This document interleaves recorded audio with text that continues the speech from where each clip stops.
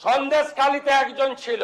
2024 পয়লা জানুয়ারি বলেছিল তৎকালীন বিরোধী দলনেতা এলে তার হাত কেটে পায়ে, পা কেটে হাতে লাগাবে আর চামড়া ছাড়িয়ে মেদিনীপুরে পাঠিয়ে দেবে।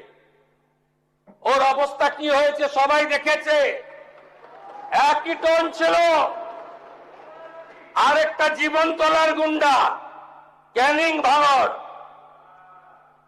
ওর অবস্থাও কি হয়েছে দেখতে পাচ্ছে সবাই। আরেকটা পুষ্পা ঝুঁকে গায়ে নেই,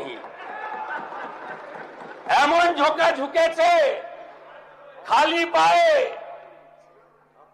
ছোট প্যান্ট পরে, কান ধরে উঠবস করতে করতে যাচ্ছে।